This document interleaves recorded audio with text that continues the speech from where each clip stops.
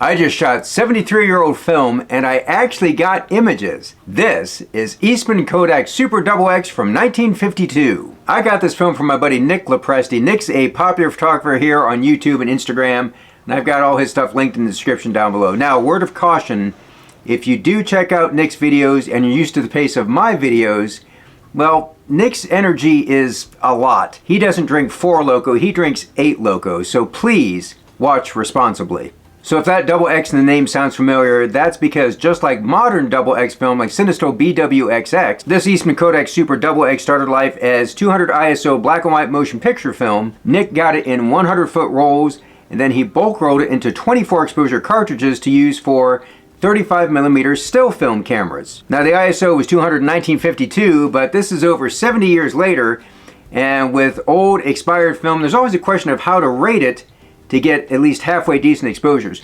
When Nick tested this film with ISOs ranging all the way from 200 down to 0.05, he got good results at ISO 1.6, ISO 3, and ISO 6. So I loaded this Super XX into my Canon Elan 7N, set the ISO to the camera's lowest setting, which is 6, and then set exposure compensation of +1, so effectively I was shooting at ISO 3. Now I'm not a big tripod guy, so I used the fastest lens I have, which is a 50mm f1.4, so I could shoot everything handheld in fairly bright light. There was nothing particularly notable about shooting the film except for the smell. It gave off a strong vinegar vibe. Now I had 2 rolls of this film, so when it came time to develop the first roll, I watched Nick's video about this film, which was full of all kinds of great advice on how to develop it, which I completely ignored.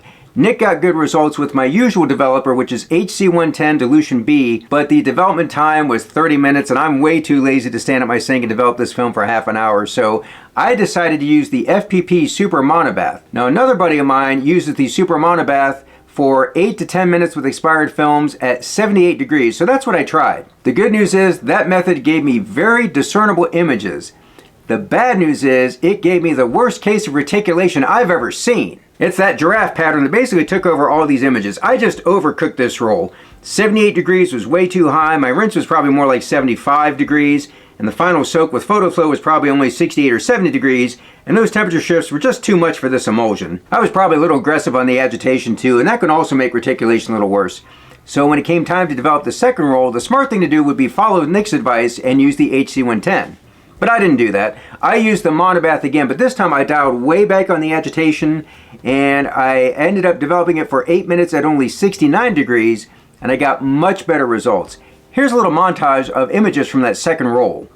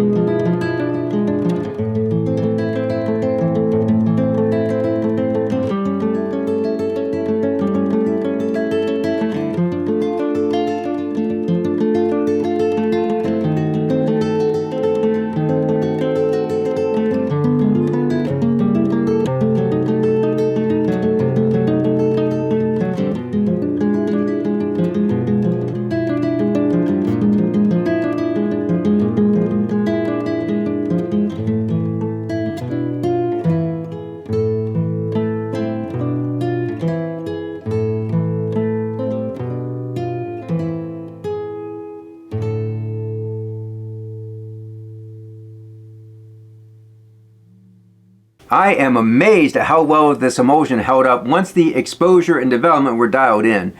Big thanks to Nick for experimenting with this film and sending me these rolls. He's got some cool merch at his website, which you can check out at the link in the description. And if you want to check out more old weird film stocks like this, make sure you subscribe to this channel, where I now have over 400 free videos all about film photography with many more to come. Until next time, do some good, have some fun, and shoot some film.